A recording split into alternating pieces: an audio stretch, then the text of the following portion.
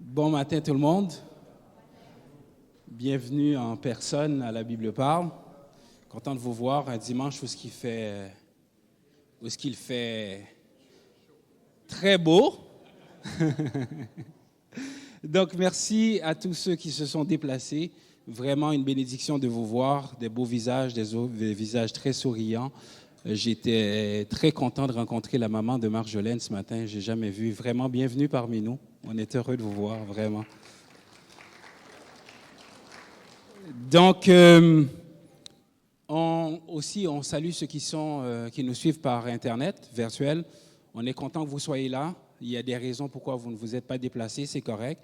Mais si vous pouvez toujours nous joindre, n'oubliez pas de vous inscrire, puis vous pourrez vous joindre à nous ici en direct s'il y a de la place. Donc, tantôt, je ferai une annonce pour la façon de s'inscrire. Donc, on va juste rappeler les consignes qu'on a. Si on se déplace, il faut le masque. Des fois, moi-même, j'oublie, donc je demande pardon d'avance. Donc, respectez les flèches au sol. Donc, pour chanter, il faut garder le masque. On peut être debout, mais il faut garder le masque. Mais si vous êtes assis, vous ne chantez pas, vous pouvez l'enlever le masque. Donc, vous rappeler, je ne fais pas les lois, je fais juste vous les dire. C'est bon. Donc, on va essayer de les respecter. Donc, je vais juste, après les consignes sanitaires, prier, puis on va laisser à notre frère Mathieu, en passant, prier pour nos chantres, en passant. Ils font un travail extraordinaire malgré la COVID, les pratiques et tout. Mathieu, je sais qu'il a un horaire extrêmement chargé. Donc, je te remercie d'être là, de remplacer Joe. Fait que vraiment, on est béni que tu sois là. Que Dieu te bénisse. Seigneur, merci pour le dimanche que tu nous accordes ce matin de pouvoir être réunis en toute liberté. On est tellement reconnaissants. Qu'on soit capable de te louer, d'élever nos voix vers toi. Je sais qu'il y en a que le masque fatigue, puis je les comprends, Seigneur. Mais tu avais dit d'avance, Seigneur, que ceux qui t'adorent en esprit et en vérité.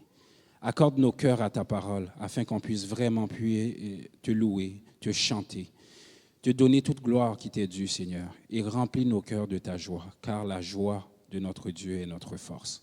Bénis chacun d'entre nous ce dimanche, ceux qui sont en direct, ceux qui sont en personne. Remplis nos cœurs de ta joie, nous t'en supplions. Dans le nom de Jésus. Amen. Je vais juste vous donner un petit peu la direction des chants ce matin.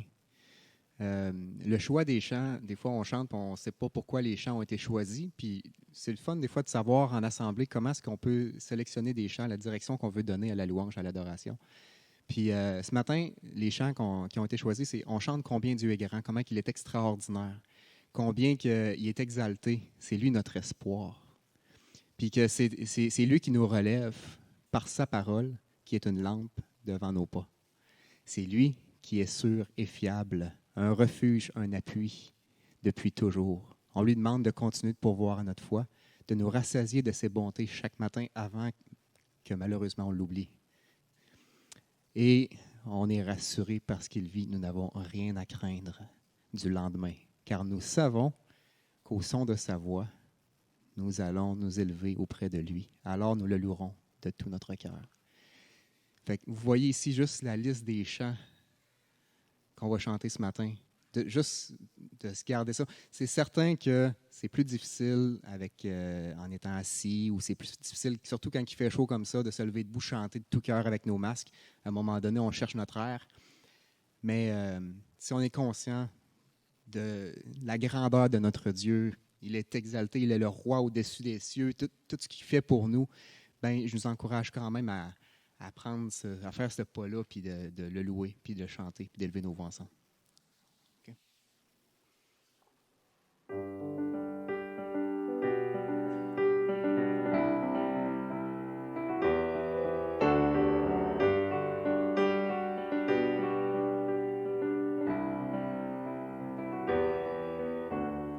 Il est exalté, le roi est au-dessus des cieux. Je veux le louer, il est élevé à jamais exalté.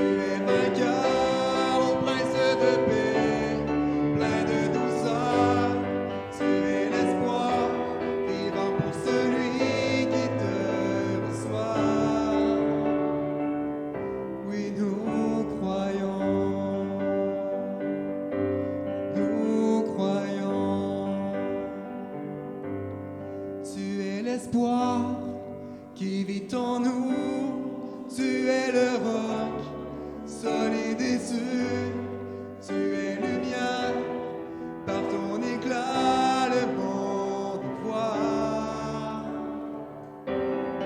Ressuscité, tu es vainqueur, ô prince de paix, plein de douceur, tu es l'espoir, vivant pour celui qui te reçoit.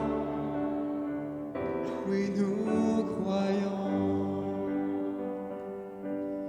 Tu viens relever le faible, tu le prends dans tes bras, tu le conduis vers ton Père, qui le console ici-bas.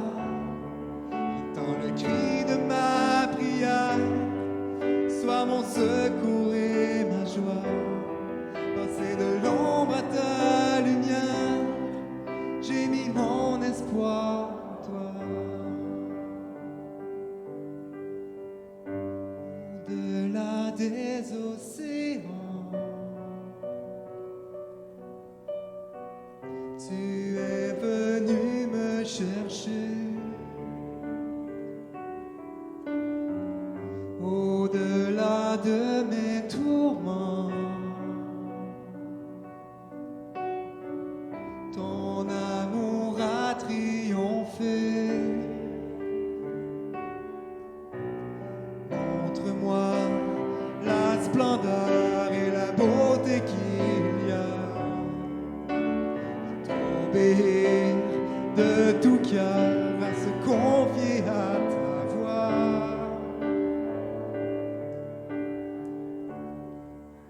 Tu viens relever le fer, tu le prends dans tes bras, tu le conduis vers ton Père, qui le console ici-bas.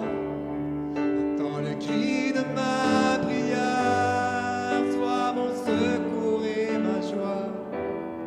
Passer de l'ombre à ta lumière, j'ai mis mon espoir en toi. Puisque ma vie passera,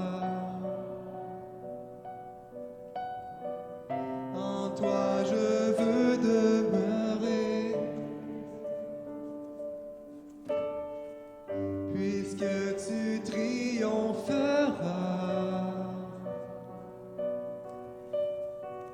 mon cœur en toi veut s'ancrer, Seigneur.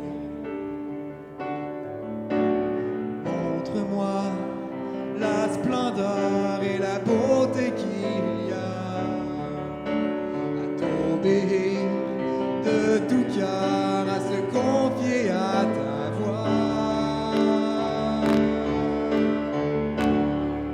Tu viens relever le faible, tu le prends dans tes bras, tu le conduis vers ton Père, qui le console ici-bas. Entends le cri de ma prière, sois mon secours et ma joie.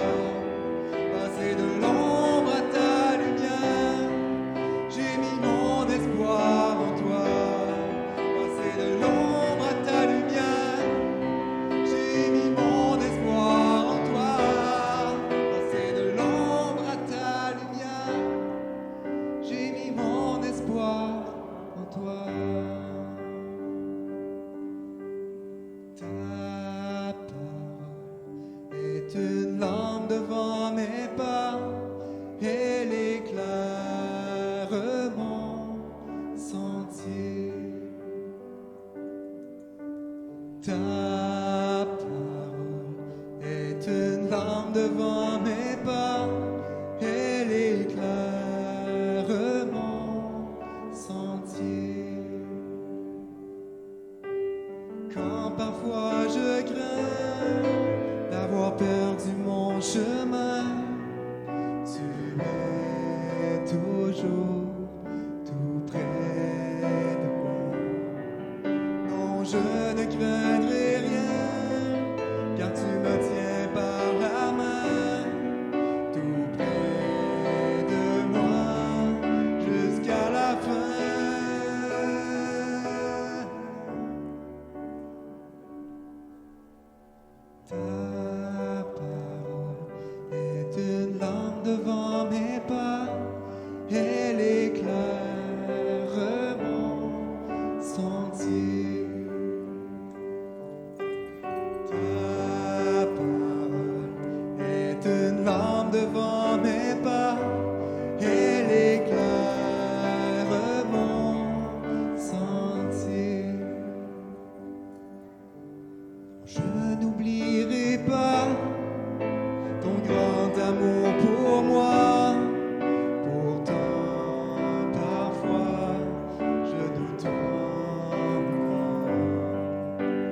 Jésus, guide-moi, garde-moi tout près de toi.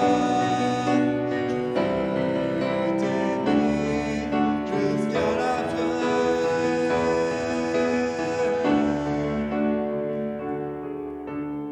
Ta parole est une lampe devant mes pas, elle éclaire mon sentier. Ta parole est une lampe devant mes pas, elle éclaire mon sentier. Elle éclaire mon sentier. Elle éclaire mon sentier. Lever du soleil, rassasie-nous avant que le jour m'ait passé, avant que notre cœur oublie tes bontés, rassasie-nous de ton amour.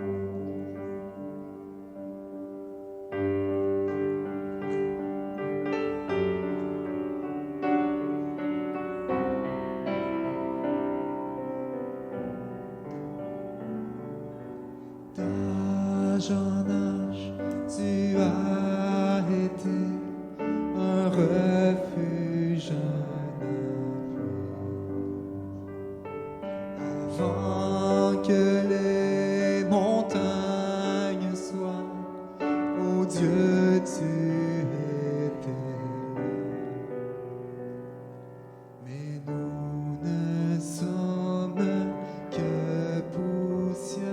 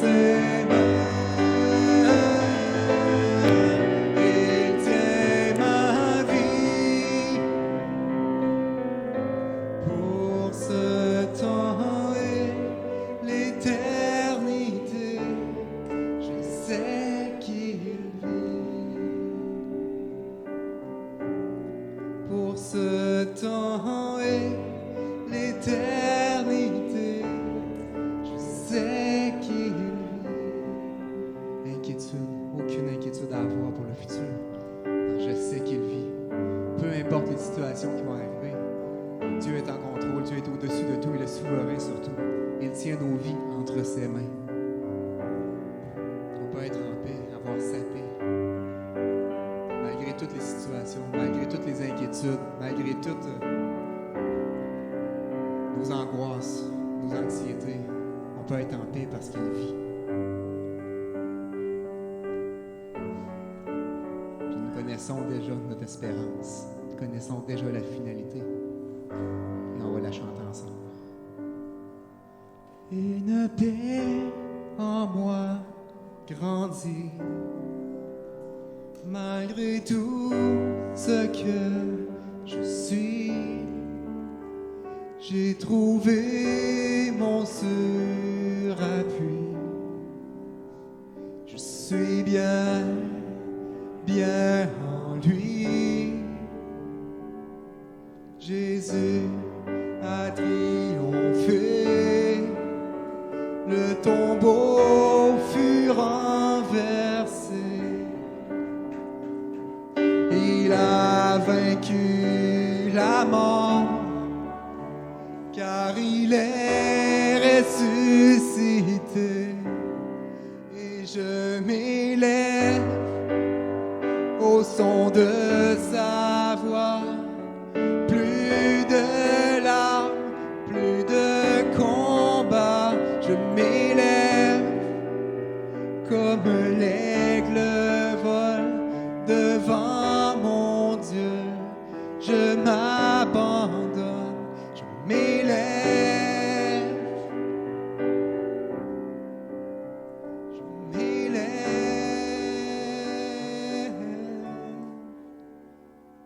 Mais voici le jour viendra où la peur disparaîtra, la nuit s'effacera, où la peur disparaîtra, et mes yeux verront le roi. Jésus a triomphé, le tombeau fut renversé. Il a vaincu la mort, car il est ressuscité. Je m'élève au son de sa voix. Plus de larmes, plus de combats. Je m'élève comme l'aigle vole devant mon Dieu. Je m'abandonne, je m'élève. Un jour, on va s'élever devant lui comme l'aigle. On va être devant notre Dieu. Plus de pleurs, plus de larmes. Et on va entendre chanter. Et j'entends chanter la voix des milliers d'anges. Digne est l'agneau. Et j'entends le cri des cœurs assoiffés. Digne est l'agneau. Et j'entends chanter la voix des milliers d'anges. Digne est l'agneau. Et j'entends le cri des cœurs assoiffés. Digne est l'agneau. Digne est l'agneau. Digne est l'agneau. On va chanter avec tous les saints. Digne est l'agneau.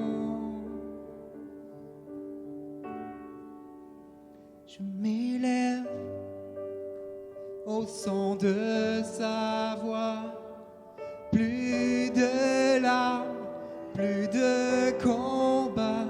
Je m'élève comme l'aigle vole devant mon Dieu.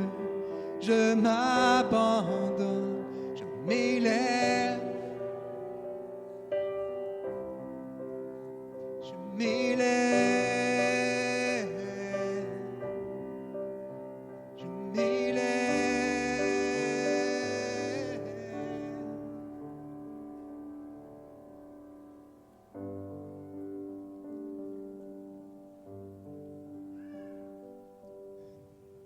espoir nous avons.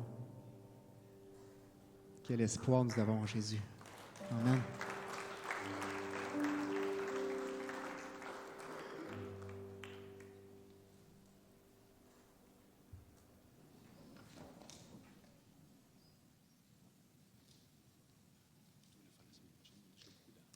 Tu veux que je passe Régent Raté, le clip tout de suite? Donc, juste avant la prédication, on va passer, je pense que Donald, vous êtes prêt au clip pour le cours de M. Raté. Donc, je regarde en haut, je ne vois pas pour le 1689. On est prêt? OK.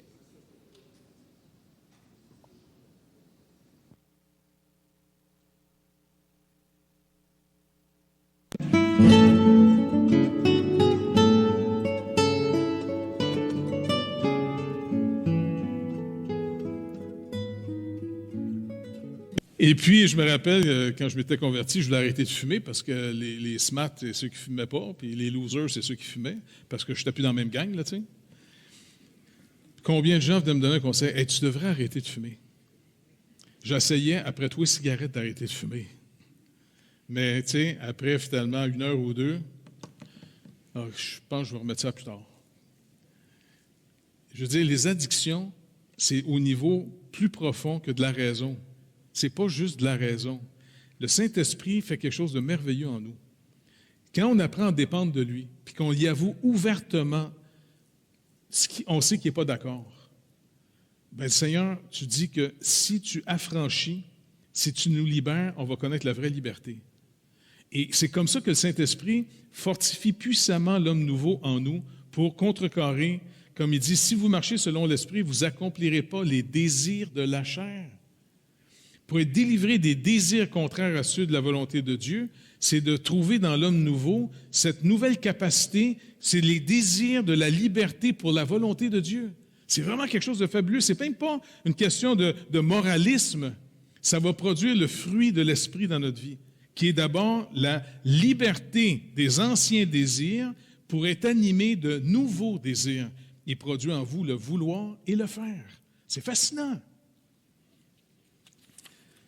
Après ça, le 5e point, c'est « Mais seulement dans l'état de gloire que la volonté de l'homme sera rendue parfaitement et immuablement libre en vue du bien seulement. » Quand nous mourrons de ce corps physique, alors finalement, la nouvelle création que nous sommes en Jésus-Christ, tout ce qui était d'Adam va mourir, et tout ce qui est régénéré, tout ce qui est de Jésus-Christ, vit éternellement, pour éventuellement avoir la résurrection et un nouveau corps. Mais quand on va mourir, en tout cas, je suis jamais mort, je vous le dis par la foi, là.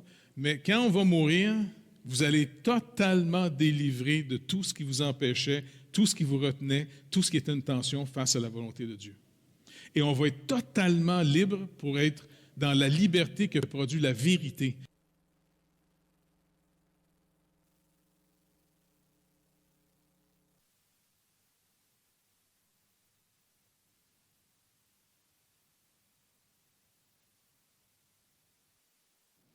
Merci.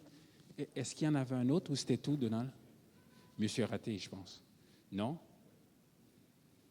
Il est là, Monsieur Raté? C'est à vous? C'est notre professeur de l'Ancien Testament pour l'Institut biblique. Oui, Alain me fait signe, tout à fait, Alain, j'ai oublié. Les enfants, vous pouvez quitter pour aller au parc. Désolé, j'ai pris 5 minutes de votre temps de parc. Donc, vous pouvez vous déplacer pour aller au parc, les enfants. Alain Fréchette, responsable d'école du dimanche, vous attend en avant, et Mme Nadine. Donc, vous êtes libérés de nous. Donc, professeur Raté, à vous. Merci.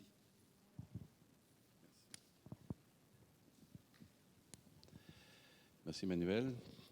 Premièrement, je veux dire un grand merci aux anciens et à la Bible parle qui me permettent de revenir à mes anciens amours, l'enseignement. C'est pour moi, en fin de compte, c'est pour moi un privilège. Là. C'est plus un privilège pour moi que pour vous. on m'a demandé juste de présenter un peu le syllabus, qu'est-ce qu'on va discuter ensemble, puis rien d'épeurant, là. Donc, c'est sur l'Ancien Testament, fait que c'est sûr qu'on ne fera pas une lecture exhaustive de chaque livre. On va faire un survol beaucoup historique. J'ai une formation en histoire. Donc, on va faire un bref rappel historique du croissant fertile. Le croissant fertile, c'est tout l'endroit où se déroulent ces événements-là, d'Ur en Chaldée. Aujourd'hui, c'est l'Iran, l'Irak, la Syrie, Palestine, Israël, Jordanie, Égypte. On va présenter l'Ancien Testament sommairement, l'inspiration de l'Ancien Testament, regarder aussi les manuscrits hébraïques antiques, les grottes de Qumran. C'est tellement merveilleux. Je veux dire, ils ont découvert des textes, puis tous les théologiens libéraux vont dire que ça a été corrompu, détruit, etc. Puis Qumran en 47 a mieux prouvé que Dieu gardait sa parole. Les textes d'Isaïe étaient identiques, sauf quelques noms de villes, des affaires qui n'ont aucun rapport avec la théologie et l'enseignement qui se contient dans les Anciens Testaments. On va regarder les Sophérim, l'œuvre des Sophérim, des Talmuds, des Massorètes. Ça, c'est les anciens Juifs qui ont été bénis de Dieu pour garder le texte hébraïque. Ils sont assez maniérés, là, genre, ils chiffraient chaque mot, chaque lettre. Si un manuscrit n'y arrivait pas au bon nombre de lettres, mettez ça au feu et recommençait au complet. Puis là, dans ce temps-là, il n'y a pas d'imprimerie. C'était un autre travail. On va examiner le canon de l'Ancien Testament. Le canon, ça veut dire pourquoi nous avons 39 livres dans l'Ancien Testament et non pas pourquoi on a rejeté les Maccabées, le livre de Judith, etc. On va regarder rapidement l'histoire de la théorie documentaire du Pentateuque. Ça me fait pas peur. C'est la théologie libérale, surtout allemande, qui a inventé. Pour eux, c'est pas Moïse qui écrit le Pentateuque, c'est 4 auteurs, etc. Il faut au moins en prendre connaissance, même si on n'est pas d'accord, de manière à ce que quand vous faites la lecture d'un livre, puis vous voyez cette chose-là, vous dites « Oups, lui, il a des pensées libérales, je ne dois pas prendre comme du cash tout ce qu'il dit, parce qu'il n'y a pas une philosophie conservatrice par rapport aux Écritures. » On va regarder l'histoire de l'Ancien Testament, c'est-à-dire chaque livre arrive dans quel temps, dans quelle période. La géographie de l'Ancien Testament, où se déroulent les événements, donc avec des cartes, etc., avec PowerPoint. La chronologie de l'Ancien Testament, donc une fois qu'on regarde chaque livre, on va regarder aussi l'histoire de tous les peuples qui ont vécu, qui ont influencé. Des fois, on est mélangé, on parle de l'Hammurabi, le babylonien. On dit, mais Babylone, c'est Nebuchadnezzar, mais c'est pas la même chose. En tout cas, puis il faut juste. On va examiner aussi la théologie des alliances dans l'Ancien Testament. Et après ça, une fois qu'on aura tout fait ça, on va regarder chacun des livres dans leur contexte, rapidement, les thèmes importants, les versets compliqués. Et c'est sûr qu'on va donner l'opportunité de poser des questions, parce qu'il y a des zones obscures dans l'Ancien Testament, pas dans le sens que c'est obscur, dans le sens que Dieu l'a voulu, mais qu'on a de la misère à comprendre. On doit mettre dans le contexte historique, on doit mettre dans le contexte aussi théologique de l'époque, comment ils vivaient. Chaque livre. Ce cours-là est offert aussi en diplomation, c'est-à-dire que vous pouvez le prendre avec des crédits. Il va y avoir des petits examens, l'examen final, travaux, que je vais me faire un plaisir de vous donner. Puis, je ne sais pas s'il y a des choses qui vous ont rébuté dans le texte, dans ce que j'ai présenté. J'ai la réputation d'être capable de discerner quand je vois des points d'interrogation dans la face du monde. C'est-à-dire, on va prendre le temps d'expliquer. Vous savez, il y a 3 principes dans l'enseignement. Le premier principe, c'est la répétition. Le deuxième principe, c'est la répétition. Le troisième principe, c'est voilà. Mais pour les auditeurs, pour les visuels, puis pour les mélanger, on va dire ça de même. Fait que je souhaite à tous, vous pouvez venir vous inscrire. En plus, c'est gratuit. Fait que je ne verrai pas pourquoi vous en priviez. Merci beaucoup de m'avoir écouté.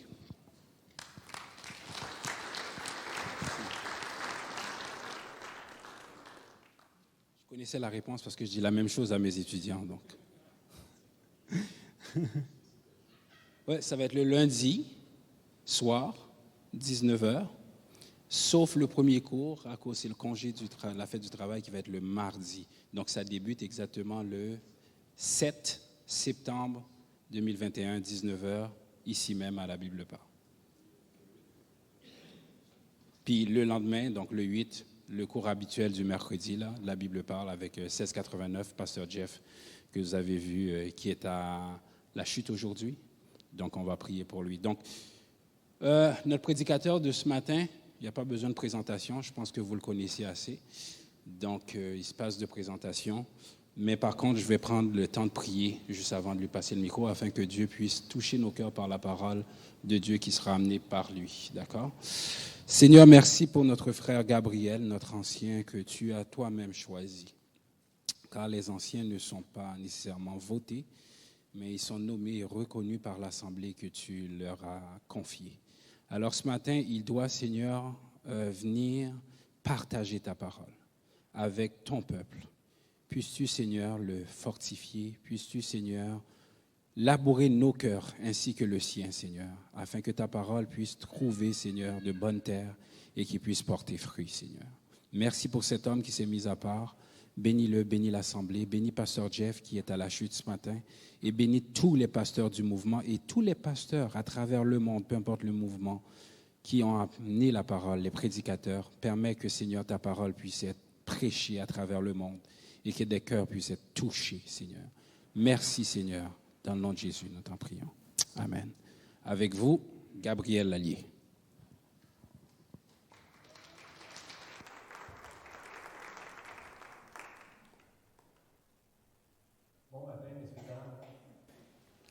Alors, je change de chapeau ce matin. Content d'être avec vous. Puis, c'est vrai que c'est un privilège. Prof Raté le rappelle. C'est un privilège et c'est intimidant en même temps d'être là comme porte-parole, de proclamer la parole de Dieu. Puis, on croit qu'elle est vivante, on croit qu'elle est efficace, et on croit qu'elle perce les cœurs, même les plus endurcis.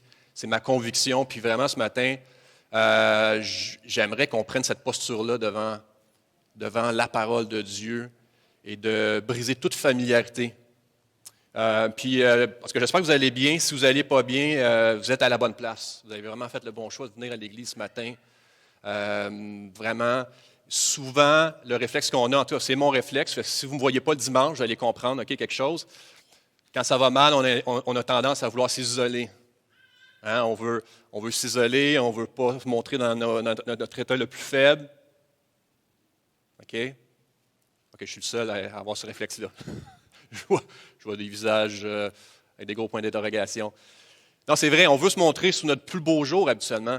Et puis, fait que tout ça pour dire que si vous êtes venus ce matin et que ça va plus ou moins bien, si vous êtes avec nous sur Internet, vous êtes des habitués ou bien vous avez entendu parler de l'Église, de ce qu'on fait ici, vous êtes curieux, bienvenue. Puis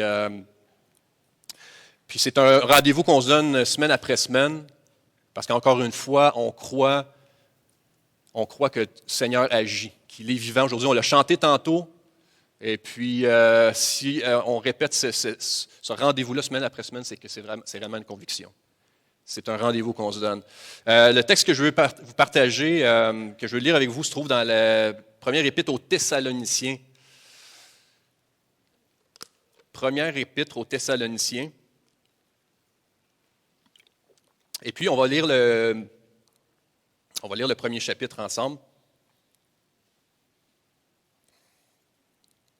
Alors, Paul, Sylvain et Timothée, à l'Église des Thessaloniciens, qui est en Dieu le Père et en Jésus-Christ le Seigneur, que la grâce et la paix vous soient données. Nous rendons continuellement grâce à Dieu pour vous tous, faisant mention de vous dans nos prières, nous rappelant sans cesse l'œuvre de votre foi, le travail de votre amour, et la fermeté de votre espérance en notre Seigneur Jésus-Christ devant Dieu notre Père. Nous savons, frères bien-aimés de Dieu, que vous avez été élus. Notre évangile ne vous a pas été prêché en parole seulement, mais avec puissance, avec l'Esprit Saint et avec une pleine persuasion. Car vous n'ignorez pas que nous nous sommes montrés ainsi parmi vous à cause de vous. Et vous-même, vous avez été mes imitateurs et ceux du Seigneur, en recevant la parole au milieu de beaucoup d'afflictions avec la joie du Saint-Esprit. en sorte que vous êtes devenus un modèle pour tous les croyants de la Macédoine et de l'Achaïe. Non seulement, en effet, la parole du Seigneur a retenti de chez vous dans la Macédoine et dans l'Achaïe, mais encore votre foi en Dieu s'est fait connaître en tout lieu, de telle manière que nous n'avons pas besoin d'en parler. Car on raconte à notre sujet quel accès nous avons eu auprès de vous et comment vous vous êtes convertis à Dieu en abandonnant les idoles pour servir le Dieu vivant et vrai et pour attendre des cieux son Fils, qu'il a ressuscité des morts, Jésus, qui nous délivre de la colère à venir. Alors, ceux qui ont consulté Sommeiller, ceux qui ont pris le temps d'ouvrir le Sommeiller cette semaine, vous avez peut-être vu que j'ai intitulé mon message « Influenceur ». Okay, peut-être que ça fait friser certains. Évidemment, c'est un clin d'œil à la culture populaire. Influenceur, vous avez entendu le terme dernièrement, plus qu'avant. Est-ce que ça vous fait sonner une cloche? Influenceur, de quoi on parle? Influenceur, c'est étroitement relié avec les réseaux sociaux. On a des influenceurs parmi nous.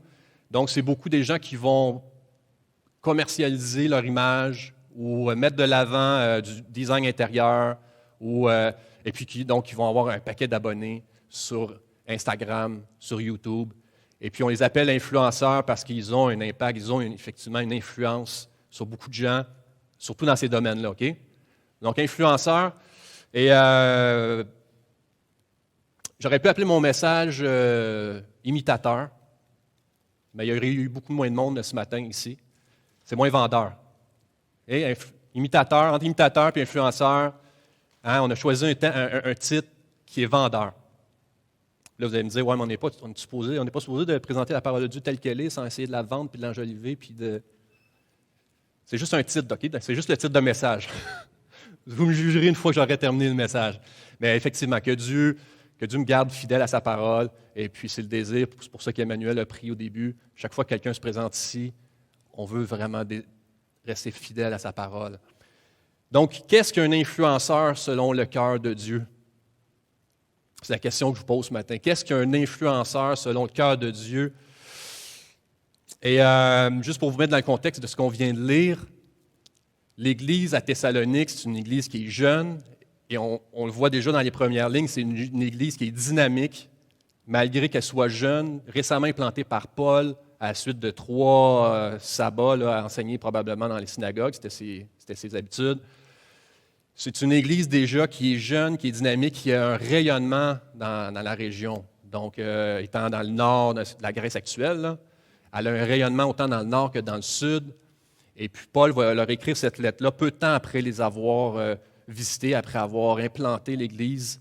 Et donc, il va leur écrire de Corinthe. Et puis, je ne sais pas si vous êtes comme moi, mais quand on se met à lire Thessalonique, on dirait que ça fait du bien. Dans un sens, je veux dire pourquoi. Moi, j'aime beaucoup ces 2 épîtres-là. On dirait qu'il n'y a pas de problème qu'ils sont en train de régler. Là.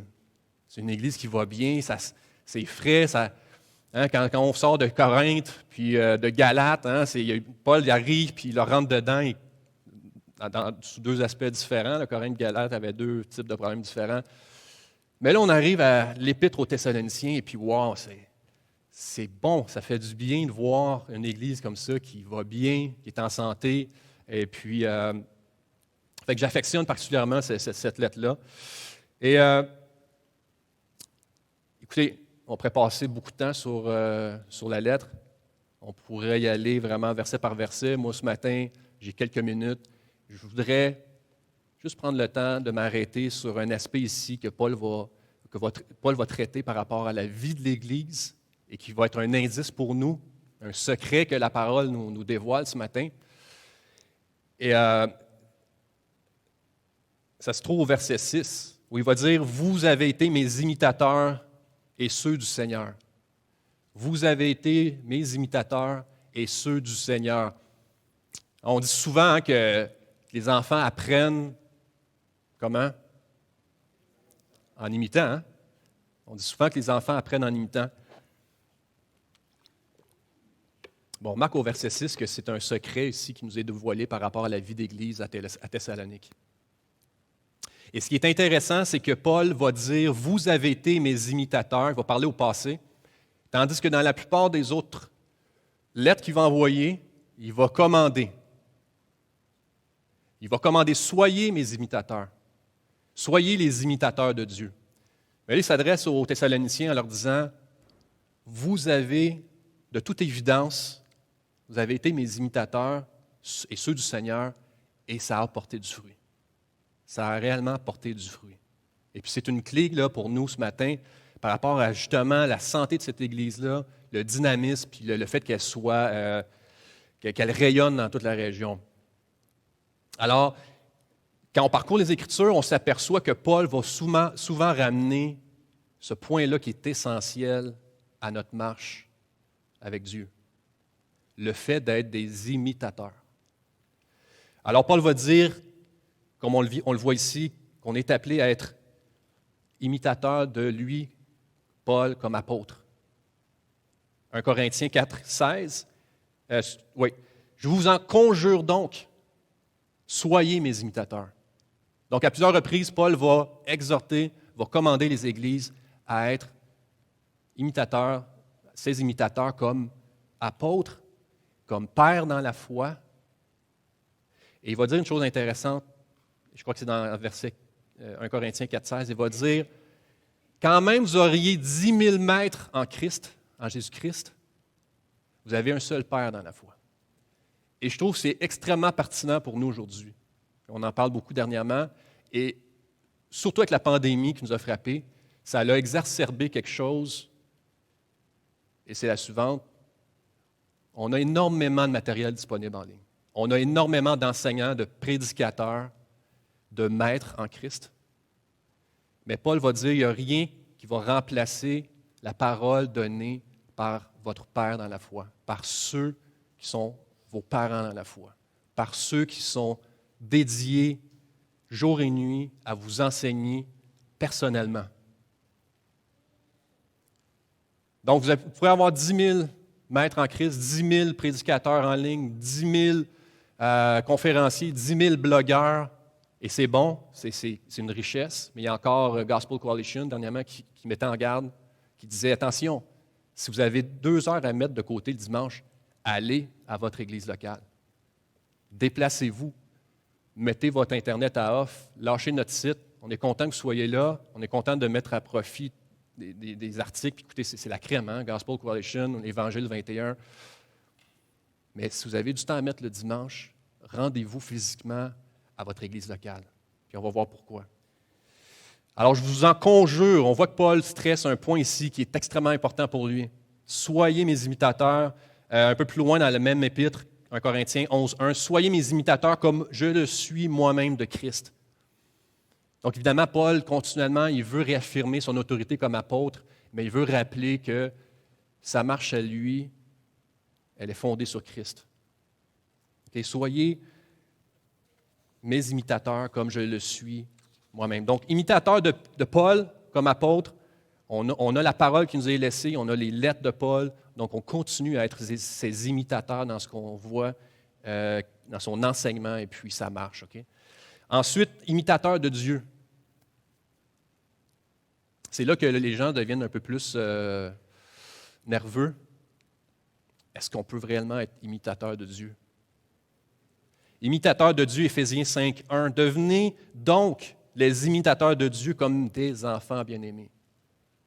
Être enfant de Dieu, régénéré par l'Esprit Saint, comme on le voyait encore dans la capsule de Pasteur Jeff, crée en nous des désirs nouveaux et nous amène, malgré nos échecs, malgré qu'on va trébucher, à continuellement désirer de plaire à notre Père. On va désirer être ses imitateurs. Et ce n'est pas que notre justice dépend de notre performance dans la façon dont on va marcher avec lui, mais c'est nécessairement un fruit qu'on va porter, un désir qui va émerger de notre vie, qui va transpirer de notre vie, de vouloir imiter Dieu. Éphésiens 5, 1. Et ce passage-là, il y a un mot qui est intéressant, qu'on retrouve souvent. Devenez donc. Okay, en anglais, c'est quoi donc? Therefore. Hein? Vous connaissez la blague des enseignants en théologie ou les pasteurs? Ben, c'est une blague, plus ou moins. C'est plutôt un truc un truc d'interprétation des Écritures pour remettre dans le contexte. Therefore, il faut se demander, why is it there for? Hein? Why is it there for? Donc, si une phrase commence en disant donc ou therefore, il faut revenir en arrière et dire, OK, il est en train de me parler de quelque chose. Pour bien comprendre, je dois revenir en arrière. Donc, Éphésiens 5.1, devenez donc les imitateurs de Dieu, nous renvoie à 4.32, qui va nous expliquer un peu comment est-ce qu'on peut être imitateur de Dieu, comment est-ce qu'on peut imiter Dieu. 4.32, vous pardonnant réciproquement.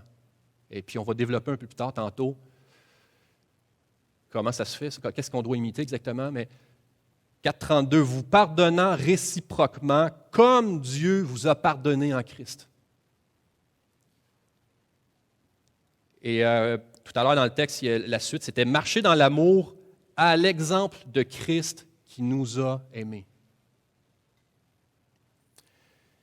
Mais attention, c'est plus que reproduire bêtement un comportement. On parlait d'imiter l'apôtre, d'imiter Dieu, d'imiter Christ. C'est plus que simplement bêtement reproduire le comportement de quelqu'un, mais c'est chercher continuellement à ressembler à Christ. Chercher continuellement à lui ressembler, à se faire une joie de l'honorer dans tout ce qu'on fait. Et ça, c'est fondé dans la grâce qu'on aura connue en lui. Comme Dieu, comme Christ, ça demande, écoutez, c'est vital pour justement qu'on ne tombe pas dans juste reproduire bêtement un comportement. On doit quotidiennement goûter et expérimenter cette grâce de Dieu à notre égard. Notre imitation doit être enracinée jour après jour dans cette expérience de la grâce de Dieu à notre égard. De se rappeler cette œuvre qu'il a accomplie il y a 2000 ans et ses effets, son impact dans nos vies jour après jour. C'est essentiel. Se rappeler sa grâce. C'est ça qui est le fondement de notre imitation. C'est ça qui va être notre zèle à chercher à lui ressembler de plus en plus, à être transformé à son image. Donc, imitation de Paul comme apôtre, imitation de Dieu, imitation de ceux qui marchent selon le modèle qu'on a chez les apôtres. Alors, on est aussi appelé à imiter ceux qui marchent selon le modèle qu'on trouve chez Paul, chez les apôtres. Donc, on est une Église avec des gens qui ont été peut-être convertis tout récemment, des gens plus matures dans le Seigneur, avec des expériences de toutes sortes. Et encore une fois, je reviens à l'importance de se retrouver physiquement comme Église, de retrouver de retrouver à quel point c'est un incontournable, la vie d'Église, la vie communautaire. Parce qu'essayez d'imiter quelqu'un que vous ne voyez pas, vous allez pouvoir le faire avec des gens que vous allez voir en ligne, mais on a besoin comme Église, parce que Dieu fait quelque chose de particulier pour notre Église locale, qui n'est peut-être pas en train de faire pour d'autres Églises. Sa parole est la même, on traverse comme Église des saisons, chacun dans nos temps. Et puis Dieu parle dans des saisons particulières, et puis il y a des paroles qu'il va nous donner. Écoutez, le rôle du pasteur va être d'être continuellement devant Dieu pour développer une sensibilité à savoir qu'est-ce que Dieu veut dire à son peuple aujourd'hui. Et donc, on est appelé à imiter ceux qui marchent selon le modèle qu'on a chez les apôtres. Philippiens 3,17. « Soyez tous mes imitateurs, frères, et portez les regards sur ceux qui marchent selon le modèle que vous avez en nous. » Portez le regard. On a besoin d'être ensemble pour porter le regard sur ces gens qui nous inspirent. On a des gens dans l'Assemblée qui vont nous inspirer, qui vont être un modèle pour notre vie avec Christ, un modèle de foi, un modèle d'obéissance. On est appelé à porter continuellement nos regards sur ces gens-là, qui eux-mêmes sont enracinés dans les Écritures, qui sont des imitateurs de Paul et du Seigneur. On est en train de parler ni plus ni moins en termes techniques de formation de disciples. On veut être en train de former des disciples qui vont à leur tour former des disciples, et qui vont enseigner à observer ce que Christ nous a prescrit. On veut que cette roue-là continue et puis s'attendre à Dieu pour voir ces relations-là d'imitateurs, et puis on va voir tantôt à quoi ça nous mène. Okay? Alors, ceux qui marchent selon le modèle des apôtres, et puis finalement, imitateurs des anciens, 1 Pierre 5,3, qui sont modèles du troupeau. Allez, on est un troupeau. Laissez vos cris d'animaux à la maison, OK? J'en ai entendu un petit. On est un troupeau, on est le troupeau de Dieu. Et puis, Dieu prend soin de son troupeau. C'est ça qui est rassurant. Et donc, 1 Pierre 5,3, les anciens comme modèle du troupeau.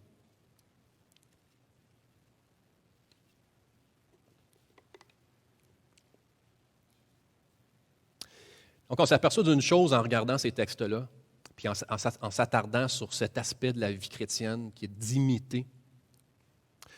Puis comme je vous dis, j'effleure le sujet aujourd'hui. Il y a des livres qui ont été écrits là-dessus. Il y a des séries de prédications qui pourraient être faites juste sur cette portion de la portion, pas comme si c'était une petite portion. Wayne Grudem va dire que ça fait partie de notre union avec Christ. Hein? Donc souvent, on parle de notre union avec Christ, de Christ qui vient en nous comme des bénéfices qu'on retire de son œuvre tout accomplie.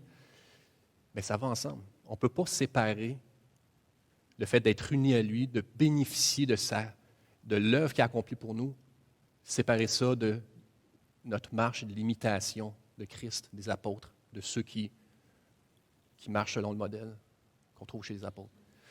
Alors, on s'aperçoit que le Seigneur est plus intéressé à modeler notre cœur, nos affections, notre caractère, que nos circonstances, au grand désespoir de plusieurs d'entre nous. Parce que nos prières souvent sont orientées vers le confort, vers la sécurité. Seigneur, je veux telle chose, telle situation.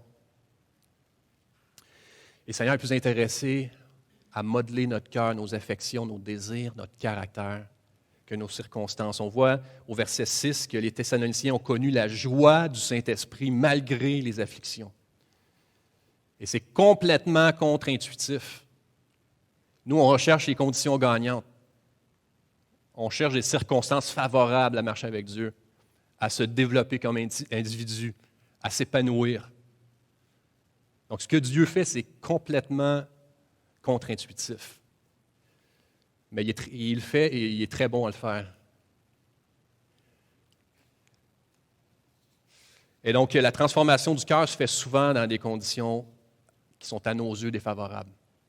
On se dit, Seigneur, pourquoi est-ce que tu m'emmènes sur ce chemin-là défavorable, de souffrance, de persécution, d'opposition? Et au bout du compte, on s'aperçoit que Dieu, dans sa sagesse, est en train de faire une œuvre extraordinaire. Rappelons-nous ça. Rappelons-nous ça aujourd'hui, OK? Alors, une image, justement, de ces conditions défavorables. Je vais vous donner un exemple, OK, pour peut-être comprendre un peu mieux, mais c'est notre lot à tous, fait que je n'ai pas besoin de m'étendre là-dessus. Est-ce qu'il y en a qui vivent le bonheur parfait? Vous viendrez me voir après pour donner votre recette. OK? Mais quand même, un exemple.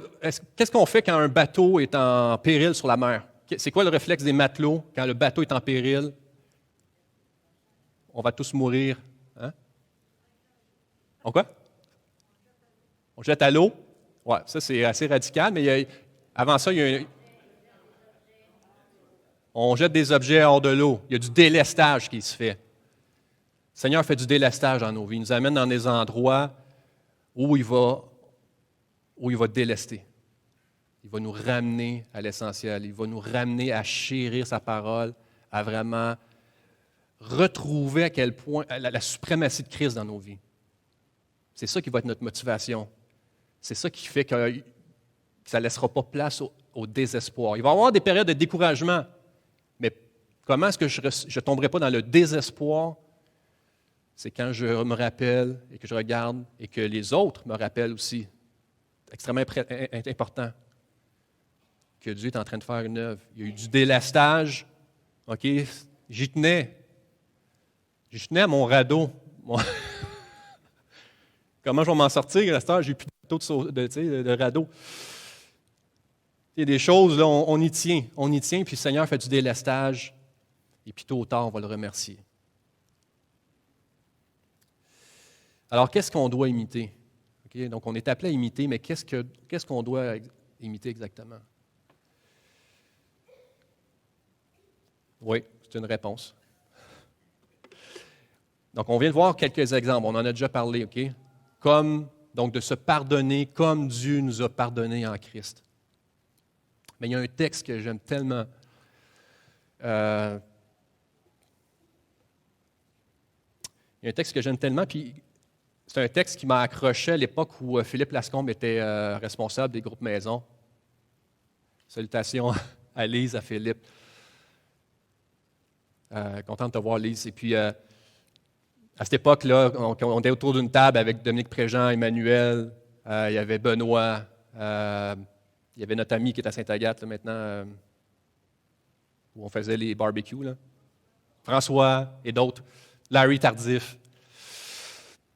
Et puis une chose que j'ai retenue justement de Philippe, c'était le leitmotiv qu'il nous avait laissé. Parce qu'on parle d'influenceurs, OK? Là, vous me demandez où je m'en vais, pourquoi je donnais ce titre-là d'influenceur. Et puis, il nous avait laissé un leitmotiv par rapport à cet aspect-là d'être des influenceurs ou des modèles. Et c'est un texte dans Isaïe, dont j'oublie la référence, qui disait qu'on est appelé à conduire les brebis au roi. Peut-être quelqu'un se rappelle de la référence là, dans Isaïe. Donc, je lui rappelais, la dernière fois que j'ai vu Philippe, là, je lui rappelais combien ça m'avait marqué. Tous et chacun, parce qu'on est tous imitateurs, et on va voir bientôt modèles. Et c'est sûr qu'il y a des fonctions dans l'Église où l'accent est encore plus mis sur le fait de conduire les brebis au roi. Alors, ce texte-là se trouve dans 2 Timothée 3,10. Je trouve que ça répond bien à la question, comment est-ce qu'on doit imiter? En quoi est-ce qu'on est appelé à imiter?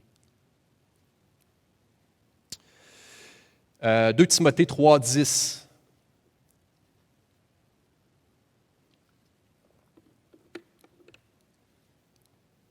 Pour toi, donc c'est Paul qui s'adresse à Timothée, pour toi, tu as suivi de près mon enseignement, ma conduite, mes projets, ma foi, ma douceur, mon amour, ma constance, mes persécutions et mes souffrances.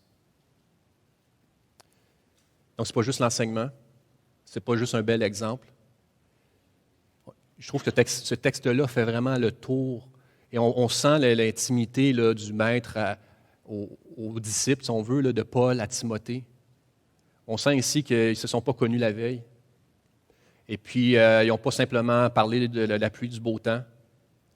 Ils ne se sont pas juste rencontrés de temps en temps pour prendre une bière ensemble. Je ne sais pas si la bière existait dans ce temps-là en Judée. Anyway. Non, le vin. Oui, c'est ça, c'était le vin. Mon beau-frère, anyway, on a des discussions, là, c'est le vin, moi c'est la bière. Mais anyway, fait que, on sent cette relation-là cette intimité-là entre Paul et Timothée, et qui va dire, tu as suivi de près mon enseignement, ce que je t'ai appris à propos de Christ, à mieux le connaître. Mais pas simplement ça, mes projets. Et puis la question, je peux nous la renvoyer. Comment est-ce que tu organises ta vie? Qu'est-ce que tu priorises? Ma foi, en quoi est-ce que tu mets ta confiance et où tu vas chercher ton secours? Ta douceur.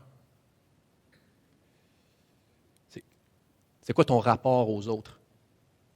Qu'est-ce qui définit ton caractère? Ton amour. Vers qui ta vie est orientée?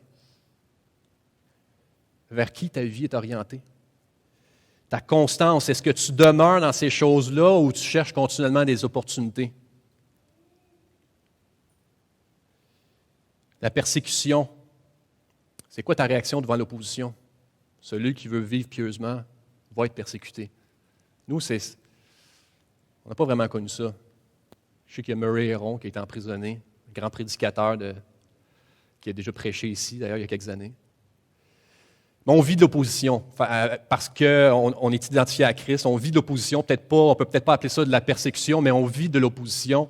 C'est quoi notre réaction devant cette opposition-là? La souffrance, il va dire, Paul, tu as connu aussi mes souffrances. Est-ce que je reconnais la main de Dieu dans les bons et dans les mauvais jours? Donc, 9 points ici qui nous sont donnés et qui, je trouve, sont des points qui valent la peine d'imiter. Et que c'est des points qu'on va retrouver dans les autres passages qui nous parlent d'imitation, de développer ce caractère-là. Tantôt, on disait dans Éphésiens, où ça nous est dit de s'aimer comme Christ nous a lui-même aimés. Donc, c'est pas de dire, ben si Dieu le fait, je suis capable de le faire. Ça me fait penser à une chanson de Keith Green, où il dit, il reproche un peu aux gens qui vivent peut-être la grâce à bon marché, là, si vous voulez. Et il va dire, Christ est sorti du tombeau, il s'est relevé d'entre les morts, puis toi, tu n'arrives même pas à sortir de ton lit et à te lever le matin. Vous connaissez la chanson? Fait qu'il était radical, hein? C'était un gars radical, il n'avait pas peur de dire les vraies choses dans la chanson, on l'aime ou on ne l'aime pas. Keith Green. Donc, ce n'est pas de dire, OK, Christ a fait ça, il faut que je le fasse.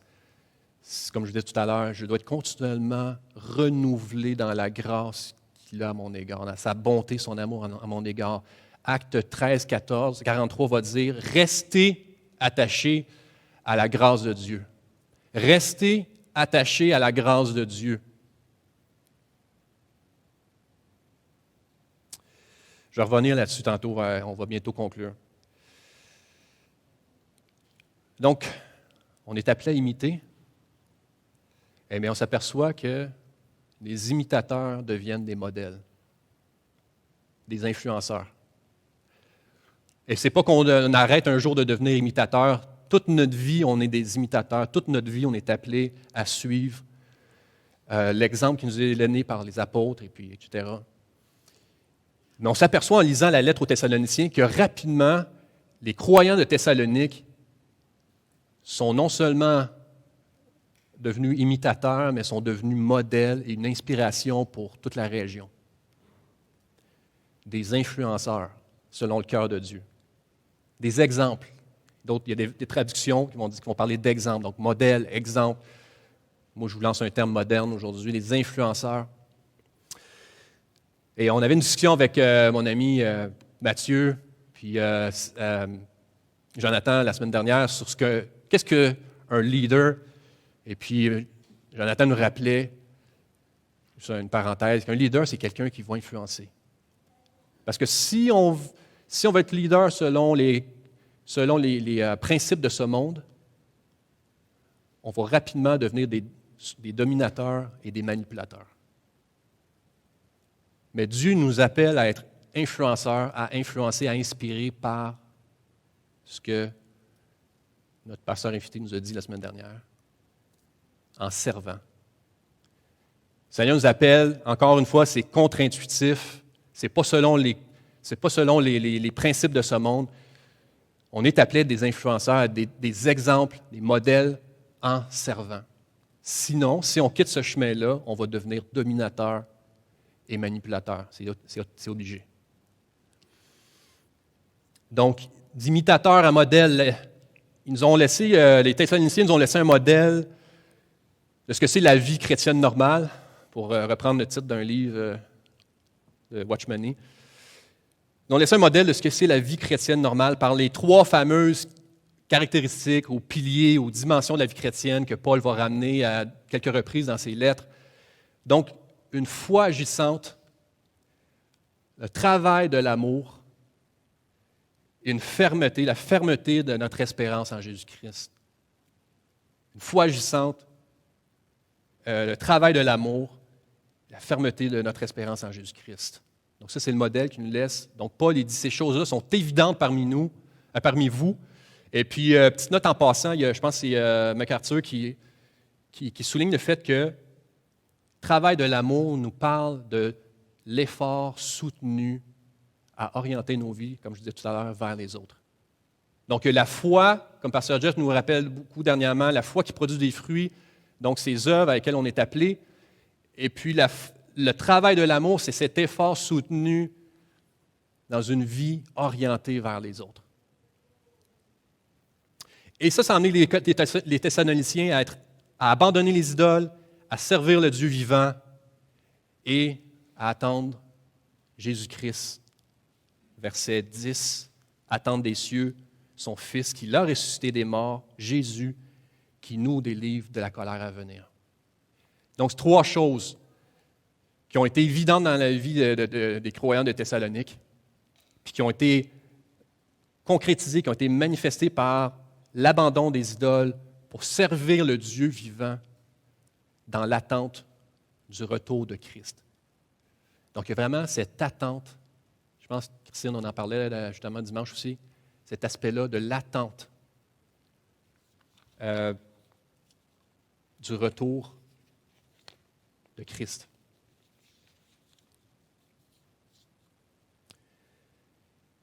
C'est quoi le passage, je pense, dans Timothée, où il dit qu'on a aimé son apparition, où on a aimé son événement, c'est ça, je cherchais le mot. On a aimé son événement. Donc, on vit ancré dans le passé, appuyé, enraciné dans l'œuvre que Christ a accomplie pour nous, dans le présent, en train de marcher dans ses œuvres que Dieu a préparées pour nous, et dans le futur, les yeux tournés vers le retour de Christ, sachant qu'on est de passage ici. Alors, verset 7, ils sont devenus un modèle pour tous les croyants de la région. Ils sont devenus un modèle, les Thessaloniciens, pour tous les croyants, une influence, un exemple. Ils ont inspiré par leur mode de vie, ils ont inspiré les croyants. Donc, ce n'est pas simplement des beaux discours, ce n'est pas simplement du travail humanitaire. C'est un tout, c'est ces trois choses-là qui transpiraient de la vie des Thessaloniciens. Et tantôt, je vous disais qu'ils sont tournés vers le monde extérieur, tournés vers leur entourage. On voit que la parole a retenti. La parole a retenti. Que leur foi s'est fait connaître.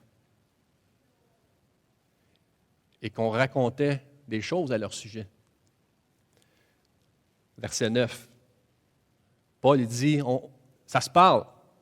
Ça se parle, ce qui se passe chez vous. Et puis un exemple qu'on peut donner, c'est comment Paul, en parlant aux Corinthiens, a donné Thessalonique en exemple par rapport à la collecte pour les pauvres de Jérusalem. Il dit, regardez ces gens-là, pauvres, et malgré ça, ont pris de leur nécessaire et l'ont donné pour les pauvres de Jérusalem. Et rappelez-vous, dans quel contexte Paul va dire ça aux Corinthiens? Christ s'est appauvri.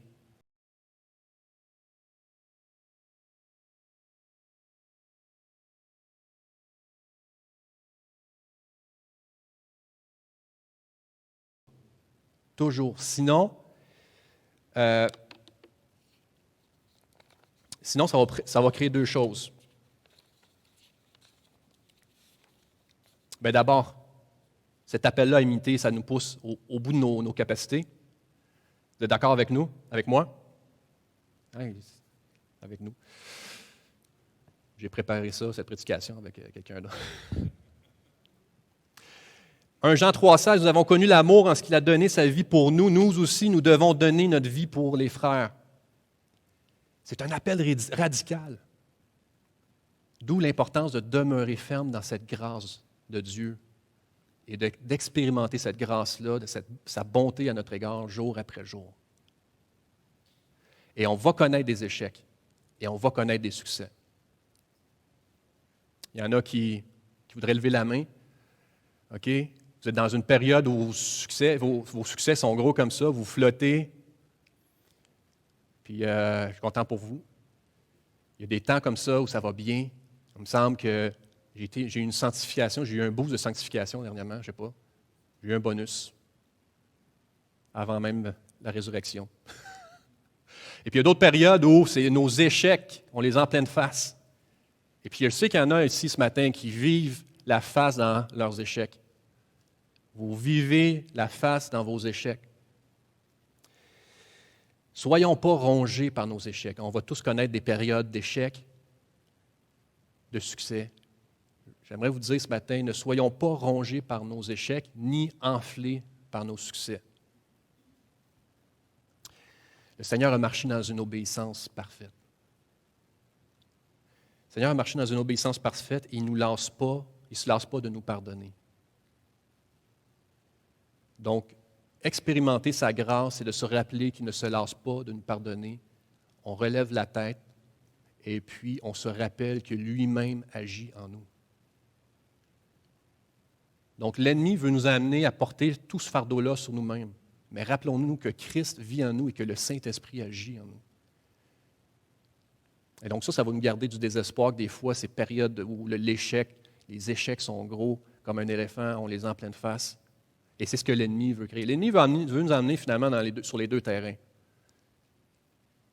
De se nourrir, d'être rongé de nos échecs, ou de s'abreuver et puis de s'enfler de nos succès, mais pas de s'appuyer sur l'œuvre accomplie par Christ pour nous. Alors, j'ai presque terminé.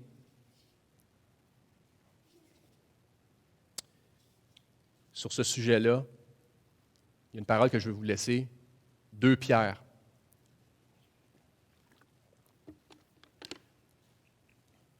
Deux Pierre va dire, sa divine puissance vous a donné tout ce qui contribue à la vie et à la piété.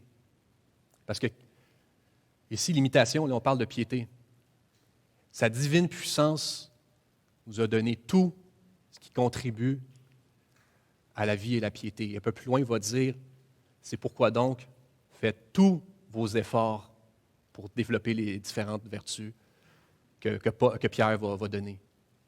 Parce que l'ennemi fait tout pour nous enlever de ce terrain-là. Donc, rappelons-nous qu'il a tout donné, ce qui contribue à la vie et à la piété. Parce qu'il vit en nous. Alors, Seigneur, on veut te demander cette grâce ce matin de ne pas être des auditeurs oublieux, mais de vraiment méditer, de se rappeler ces paroles cette semaine. Apprends-nous à être des imitateurs et à réaliser qu'on est à la fois imitateur et modèle. Et que pour développer cet aspect-là de la marche avec toi, on a besoin de retrouver le sens de l'Église locale, de la communauté, de vivre ensemble, de s'aimer les uns les autres. Fait que merci de nous diriger sur ce chemin-là cette semaine, Seigneur, et de bénir chacun. Tu connais les cœurs, tu connais la saison qu'on traverse comme individu et comme Église. Nos yeux sont sur toi, Seigneur. Merci pour l'œuvre que tu fais. Amen.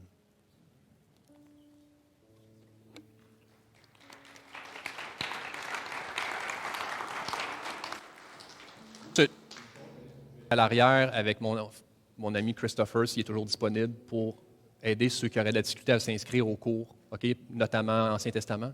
Fait qu'on va être là au comptoir à l'arrière. Un énorme merci pour ce bon message, Gab. Vraiment, ça a parlé à nos cœurs, ça a parlé à mon cœur. Que Dieu te bénisse. Puis merci Seigneur pour ce message. Je vais simplement prier pour tout de suite pour la dîme et les offrandes pendant que les placiers sont en train de s'organiser. Donc, si vous êtes là pour la première fois, est-ce qu'il y en a qui sont avec nous pour la première fois aujourd'hui? Donc, vous êtes bienvenus, encore une fois, bienvenus. Donc, j'aime bien faire la blague de Gabriel. Si vous êtes là pour la première fois, on vous invite à laisser le panier. Vous n'êtes pas obligé de donner. Mais si vous êtes là pour la deuxième fois, on vous invite à donner, d'accord? Donc, généreusement, il ajoute ce matin. Donc, on va simplement prier. Seigneur, c'est toi qui nous donnes d'abord et nous, on te donne en retour dans ce que tu nous as déjà donné. Ouvre nos cœurs à la générosité, à la libéralité, Seigneur, afin qu'on puisse contribuer à ton œuvre parce que tu nous as donné d'abord. Merci pour cette grâce que tu nous accordes. Et merci pour les gens qui se mettent à la disposition pour gérer cet argent et en donner compte rendu, Seigneur, à ceux qui donnent. Et surtout devant toi, être intègre avec l'argent qui nous est donné pour l'œuvre que tu as toi-même choisie. Alors merci pour ces gens que tu bénis, déjà ce matin qui vont donner. Et ceux qui aimeraient donner et qui n'en ont pas, Seigneur, mais qui sont venus avec leur temps, leur cœur, on te demande aussi de leur bénir. Parce que d'abord et avant tout, ce que tu demandes, c'est qu'on donne avec joie, avec un cœur heureux. Donc tu prends nos cœurs d'abord et avant tout que l'argent, Seigneur. Alors merci pour tout, dans le nom de ton Fils. Amen.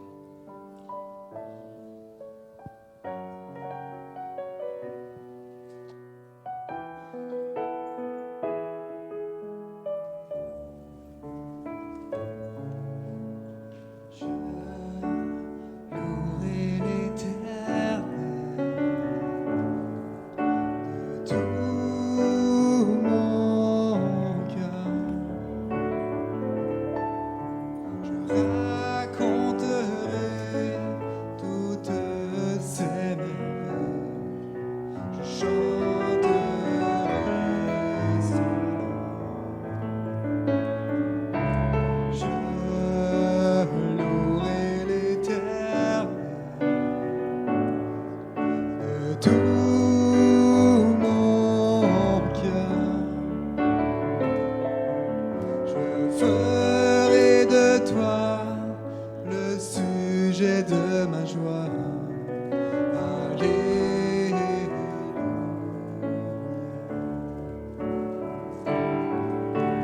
Je louerai l'Éternel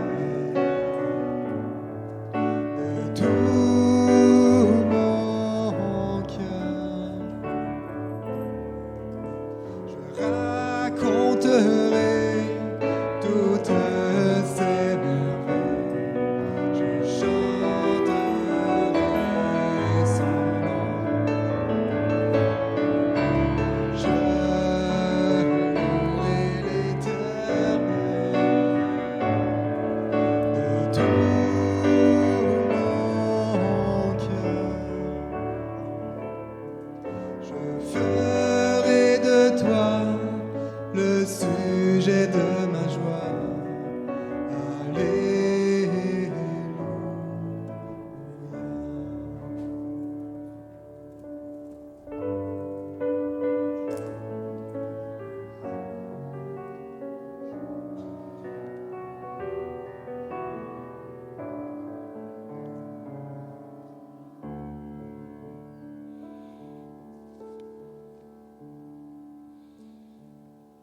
Encore une fois, merci à toi, Mathieu, pour tout.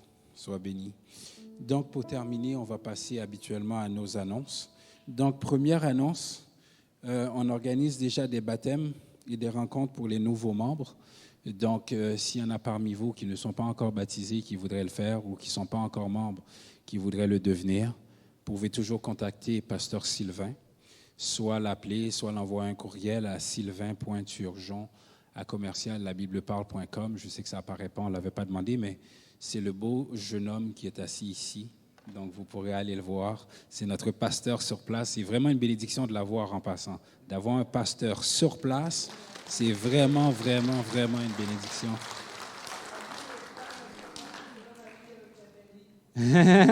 Oui, il est marié avec Nathalie, puis oui. C'est sa meilleure moitié d'ailleurs. Donc, merci d'être là. Je te le dis souvent, puis j'apprécie vraiment ta personne et qui tu es, puis ce que tu fais parmi nous, par la grâce de Dieu. Merci d'être là, énormément. Donc, deuxième annonce, chez Gab, barbecue pour les ados. J'ai précisé pour les ados parce que je voyais plein de gens qui courent, non restés assis. C'est pour les ados et c'est le 4 septembre chez Gabriel Lallier. Donc, Althée a préparé ça. Donc, tous ceux qui ont des ados, OK, qui aiment fêter. Je sais que c'est un pléonasme parce que les ados aiment fêter.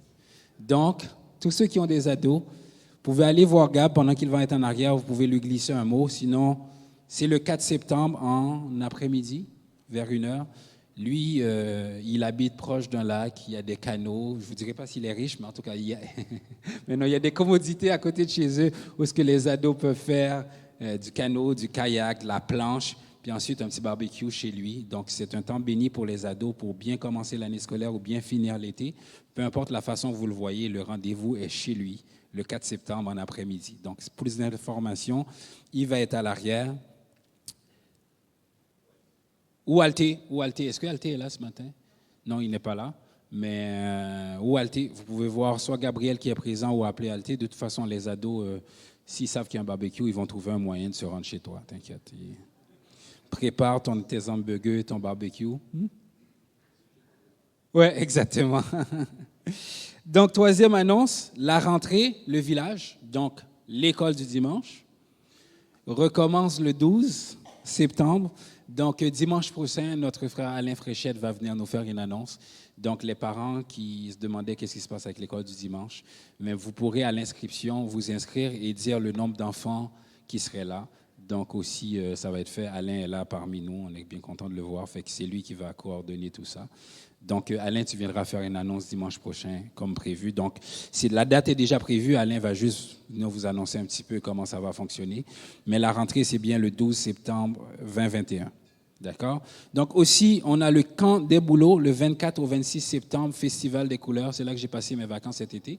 J'y retourne. Mais le 24-26, ma famille va être là, mais c'est Pasteur Jeff, le conférencier. Donc, ceux qui veulent s'inscrire, moi, j'ai reçu mon inscription hier. Je pense qu'on a jusqu'au 24 août pour payer. Donc, si vous voulez y aller, voir les couleurs, puis écouter Pasteur Jeff, puis passer un bon temps, un bon week-end, je vous invite à vous inscrire le plus rapidement possible parce que les chalets partent comme des petits pains chauds. Donc, c'est du 24 au 26 septembre. Donc, pour le début des cours, comme Gabriel a dit, l'Institut biblique, les inscriptions, vous pouvez aller voir Gabriel et Christopher en arrière pour les cours qui débutent le 7 septembre. Pour les inscriptions, ils vont vous aider. Aussi, Haïti, on vous demande de continuer à prier pour nos missionnaires là-bas, pour le pays, pour un pays qui est dévasté, on dirait, à chaque année ou à chaque semaine. Pas de stabilité, mais Pasteur Pierre avait dit quelque chose que j'oublierai jamais. C'est un terrain que Dieu peut travailler parce que Dieu travaille quand il n'y a plus d'espoir. Et trouvez-moi de l'espoir en Haïti, il n'y en a pas. Il n'y a que Dieu. Donc, continuons à prier pour notre cher pays Haïti. Pasteur Yves me rappelle la confession de foi, 1689. Il a fait plusieurs copies. Donc, ceux qui veulent, il va être en arrière. C'est très, très cher.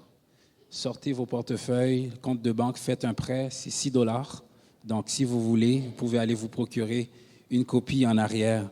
Entre ça puis un hamburger, choisis ça, d'accord? Je vous le dis tout de suite. Aussi, les inscriptions. On continue à s'inscrire toutes les semaines, d'accord? Mais je vais juste vous rappeler. Jeudi minuit, c'est terminé. Donc, ceux qui s'inscrivent vendredi ou samedi ou le dimanche matin, ça va aller à la semaine d'après.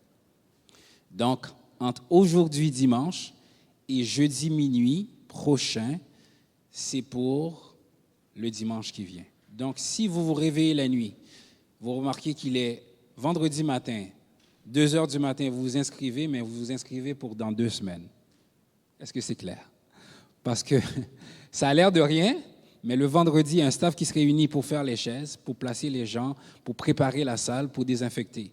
Fait que quand ils ont fini de faire tout ça le vendredi, qui leur prend un temps fou, puis vous vous inscrivez, une famille de 5, une autre famille de 4, 2 personnes tout seuls, écoute, c'est compliqué. Ça a l'air de rien, mais c'est compliqué. Donc, je vous le rappelle, vous pouvez vous inscrire entre le dimanche, dès qu'on termine le culte, jusqu'à jeudi minuit. Si vous réveillez minuit 1, ne le faites pas. D'accord? C'est très compliqué pour les gens. C'est bon?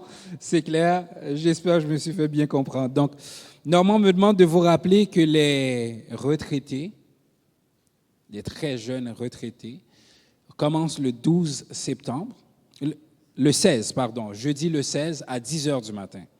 D'accord? Donc, Normand va être là, on va être là pour vous ouvrir, vous accueillir. Ça va être génial. Je suis bien content, Normand, que ça recommence. Donc, le 16 septembre, 10h, 9h45, dans le parking, jasez-vous, puis ça va bien aller. D'accord? Ça recommence le 16. Pour toute question, vous connaissez Normand. S'il y a des jeunes nouveaux retraités qui ne connaissaient pas Normand, c'est l'autre beau jeune homme en avant ici, accompagné de sa femme Carole, qui vont vous recevoir. Donc, j'ai ajouté un petit point qui n'était pas à l'ordre de... C'est parce que nous, ici à l'école, on commence la semaine d'après, mais j'ai appris qu'il y a des écoles qui commencent cette semaine. Donc, j'aurais aimé prier pour la rentrée pour les élèves qui sont parmi nous ici, mais qui ne sont pas à notre école. Donc, c'est quand même important, c'est quand même nos jeunes. Donc, pour terminer en prière, je vais prier aussi pour la rentrée scolaire, pour nos autres jeunes qui vont dans d'autres écoles, dans les cégeps ou à l'université. Donc, on va prier pour vous. D'accord? Est-ce que ça complète les annonces, monsieur? Je ne veux pas manquer.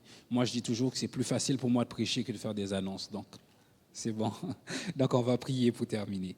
Seigneur, on a nos jeunes qu'on envoie comme des brebis dans le monde. Mais Seigneur, ce qui nous rassure, c'est que tu ne les abandonneras jamais. Ils sont entre tes mains et ceux qui sont à toi, personne ne peut les ravir de tes mains. Alors pour tous nos jeunes qui commencent l'école, le cégep, l'université, cette semaine, on te prie, Seigneur, de poser ta main sur eux pour l'année scolaire, de leur accorder le temps nécessaire pour étudier, l'intelligence nécessaire, la capacité de passer à travers leurs études, Seigneur, afin qu'ils puissent te donner gloire en retour, car tout t'appartient, Seigneur. Alors vraiment, je te prie pour nos jeunes qui vont commencer, Seigneur. Sois avec eux, nous t'en supplions. Merci pour ce dimanche. Merci pour Haïti, que tu jettes un regard encore. Peu importe le désespoir qu'on voit, si on fixe nos yeux sur toi, il y a beaucoup d'espoir. Mais Seigneur, apprends ce peuple à écouter. Apprends ce peuple à plier leur volonté aux paroles de ta bouche. Apprends ce peuple à continuer à s'attendre à toi malgré les désastres, malgré les choses incompréhensibles et inimaginables qui leur arrivent. Seigneur, merci pour ce peuple qui te prie aussi sans cesse et qui croit profondément en ton secours. Hosanna, viens nous secourir en tant qu'Haïtiens, Seigneur. Alors Père, merci pour ce dimanche où ce qu'on a pu entendre ta parole, où ce qu'on a pu t'entendre nous parler. Permets que cette parole puisse prendre racine dans nos vies, dans nos cœurs, et qu'elle puisse porter du fruit. Lorsque nous allons retourner à la maison, nous t'en prions de nous permettre de méditer encore cette parole et d'en puiser toute la richesse. Bénis notre semaine qui s'en vient au travail, qu'on sera peut-être parmi des incroyants, qu'on sera laissé, soi-disant pour compte, rappelle-nous des paroles qu'on a entendues et des chants qu'on a chantés, Seigneur. Merci pour cette Église qu'on a, qui nous permet de venir encore se rassembler. Merci pour tous les leaders qui se mettent à part pour être des influenceurs, Seigneur, dans nos vies. Que ton nom soit béni, car tu es le premier qu'on doit imiter. Et on te dit merci pour ta fidélité, car tu es un Dieu fidèle. Merci, Seigneur, dans le nom de Jésus. Amen. Bon dimanche et bon retour à la maison à tous.